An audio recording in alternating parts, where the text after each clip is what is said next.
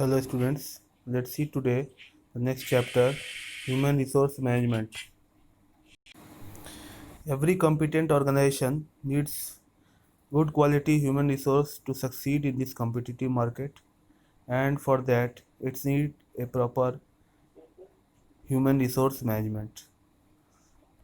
Under human resource management, there are several steps which prepare the human resource suitable to the needs of the organization, in which the first is recruitment. So, what is recruitment? Recruitment is the process of searching for prospective employees and stimulating them to apply for jobs in the organization. So, recruitment involves the following activities. First one is identifying the sources from which adequate number of qualified candidates can be obtained. The first question to the company is to how to source candidates so that they can come for appearing in the selection process. So the first step in this recruitment activity is identifying the sources from which adequate number of qualified candidates can be obtained. Second one is the assessing the suitability of different sources and choosing the most appropriate source. There may be different sources through which candidates can be called for selection process, like advertisement in the newspaper can be given, or a human resource agency can be hired to supply the adequate number of candidates.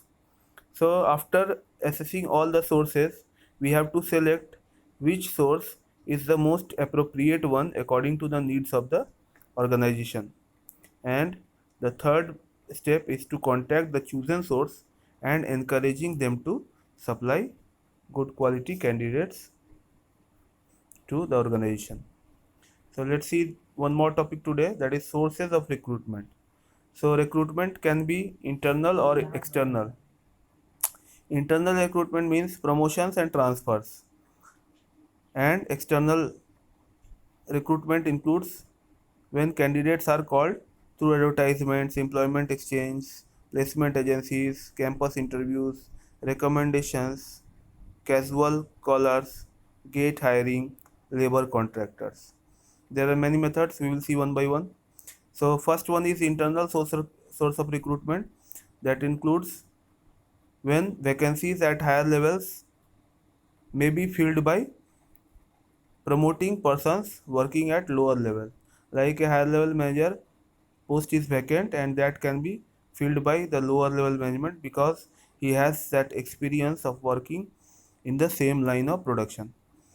Second thing is transfers, when production or service providing facilities are located at different locations throughout geographical area. So from one production center, candidates can be called and they can be recruited in the in the part of the organization where it is the employees are needed. So internal recruitment has some advantages. That first one is that if the employees are promoted within the organization, then they are experienced and they are well familiar with the corporate culture of the organization, and it improves also the morale of employees because it increases loyalty among them. They work with greater motivation because they can get promotion and higher payoffs.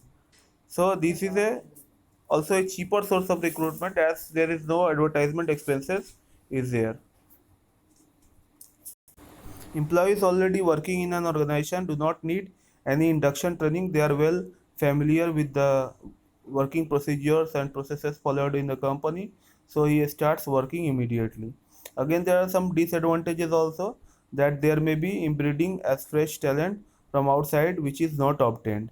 So in that case, the organization may miss any talent which is outside the organization. Unsuitable candidates may be promoted because the lower level manager may not have that ability to obtain the higher level post, but it will be done if the company is following the promotion policy. Again, the employees may become lethargic if they are sure of time bound promotions. If they are sure that Whenever their higher level managers will not be there filling the seat, then they will be promoted. This brings a little bit lethargy and complacency among the uh, employees. Again, internal recruitment cannot be a complete method because every time enterprise has to take some new decisions, new production is done, and new kind of people may be needed. So that is only done if the external sources are